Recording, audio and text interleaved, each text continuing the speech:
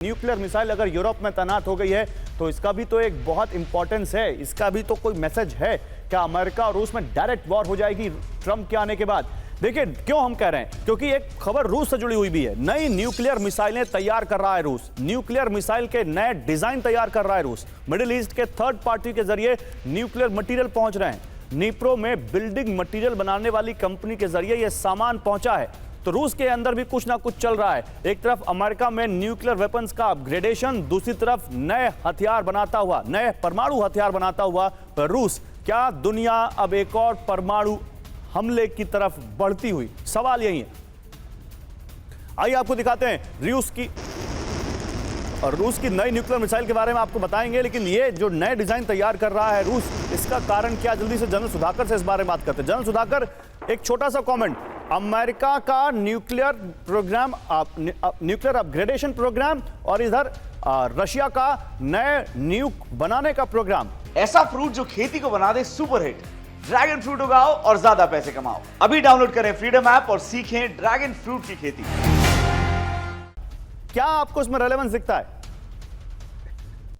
गौरव, बहुत रेलेवेंस है। सिर्फ एक चीज हमें ध्यान में रखना पड़ेगा कि इस किस्म की जब समझौता या सीज फायर अचीव करने का टारगेट रखा जाता है तो हम थ्रेशोल्ड, अलग अलग रेड लाइंस पे डिफेंसिव मैकेनिज्म को बरकरार रखने की कोशिश करते हैं, कारगर इफेक्टिव बनाने के लिए, ताकि एक दायरे के अंदर पीस टॉक या सीज फायर हासिल किया जा सकता है। लेकिन यहाँ पे दो सुपर पावर है, एक पुराना जो ऐतिहासिक जो रशिया जो है सुपर पावर अपना बल दिखाने की कोशिश कर रहा है, और दूसरा है अमेरिका जो अभी एग्जिस्टिंग डिक्लाइनिंग कह सकते हैं लेकिन सुपर पावर ही है। तो ये जो आगे की तरफ बढ़ने के लिए ये दोनों के बीच में टक्कर जरूर दिखेगा, लगेगा एक आम आदमी को। लेकिन मेरे विचार के मुताबिक ये न्यूक्लियर वॉर कभी नहीं होगा, संभव नहीं है। ये सिर्फ बातों को सीज फायर हासिल करने की ये एक रास्ता है, रोड मैप है। Back to Gaurav.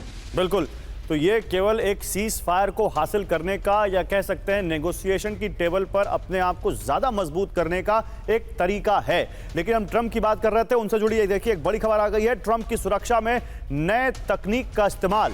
ट्रंप की सुरक्षा में लगे हैं एंटी ड्रोन जैमर। ट्रंप के काफिले में शामिल कारों में जैमर लगाए गए हैं। ड्रोन हमले से बचने के लिए इन जैमर्स का इस्तेमाल किया जा रहा है। वैसे भी जैसा कि अभी सर कह रहे थे जनरल सुधाकर कि सुपर पावर है अमेरिका, अब उसका राष्ट्रपति होगा तो जाहिर सी बात है कि उसकी सिक्योरिटी तो अनमैचेबल होगी। और नए नए तरीके जिस तरह से आ रहे हैं खतरे के, उसी तरह से नए नए तरीके सुरक्षा के अपनाए जा रहे हैं।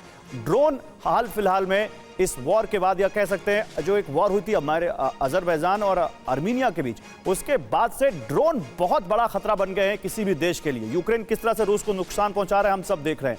और इसीलिए अब ट्रंप की सुरक्षा में, या उनकी जो फ्लीट है जिनकी, उसमें अब एंटी ड्रोन जैमर शामिल किए गए। एक और बड़ी खबर है, व्हाइट हाउस से हटाया जा रहा है बाइडेन का सामान। व्हाइट हाउस खाली कर रहे हैं जो बाइडेन। कल ट्रंप की ताजपोशी है, उससे पहले आज खबर यह है कि बाइडेन का सामान आप देखिए कैसे वहां से खाली किया जा रहा है। डेलावेयर शिफ्ट हो सकते हैं जो बाइडेन, जो कि उनका होम टाउन है।